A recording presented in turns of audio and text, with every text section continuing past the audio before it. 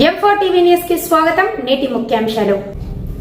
M4 TV news ప్రేక్షకులకు నిజాయితీగా నిర్భయంగా ఎప్పటికప్పుడు తాజా కబుర్లు, భక్తి గీతాలు m4tvnews.com వెబ్సైట్ యాప్లో ప్రచురితం ప్రత్యేక ప్రసారం చేస్తుంది. వార్తలు, ప్రకటనల కోసం సంప్రదించవలసిన సెల్ ఫోన్ నెంబర్లు 9666665026 9014163335.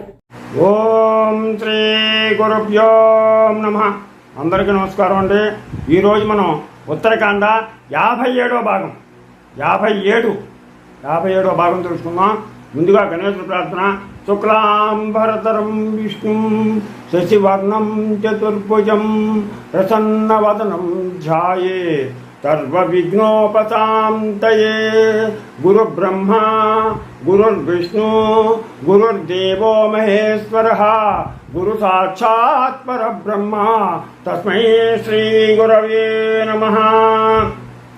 శ్రీరామ జయ రామ జయ జయ రామ, శ్రీరామ జయ రామ జయ జయ జయ జయ రామ. శ్రీరామ రామ రామేతి రమే రామ మనోరమే సహస్రనామ తత్తుల్యం శ్రీరామనామ వరాననే. హరి ఓం. ఈరోజు మనం ఉత్తరాఖండ 57వ భాగం తెలుసుకుందాం.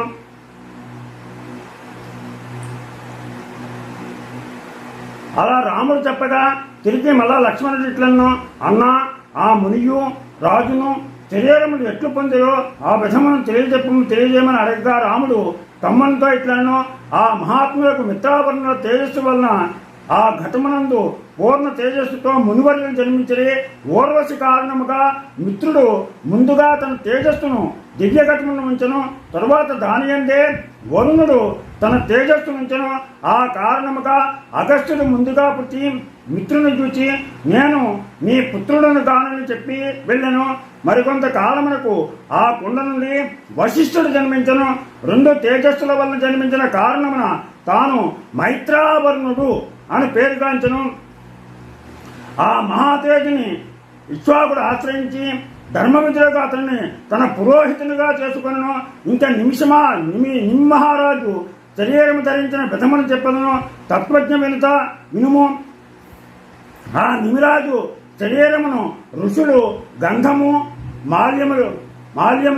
మాలిన్యం లేని వస్త్రములతో అలంకరించి రక్షించుచు యజ్ఞమును పూర్తి చేయగా భృగు మహర్షి ఆ నిమి ప్రత్యేగాత్మతో ఇట్లను, ఓ పాపరహిత నిమి, నీవేమి వరమును కోరదువో చెప్పుము, నీ ప్రాణములను ఎచ్చట నిల్పమన్నదవో చెప్పుము అనగా అప్పుడు దేవతలను సంతుష్టులై పార్థవ శ్రేష్ఠుడా, నీ జీవముల నెచ్చట నిల్పమన్నదవో కోరుకునమనగా ఆ నిమి, ఓ దేవతలారా, సమస్త భూతముల దృష్టియందును నిలవవలనని కోరుతున్నాను.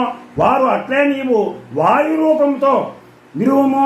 నీ మూలమున భూతములకు కన్నులు తెరచుట మూయుట ఉండునని చెప్పిరి. అలసట పోవటకే భూతజాలములు పరుమారులు రెప్పలు మోయుతుందని చెప్పి దేవతలు వెళ్ళగా మునులు నిమి శరీరమందు అరుణుని చేర్చి పుత్రార్థముగా విధిపూర్వకముగా చిలికిరి.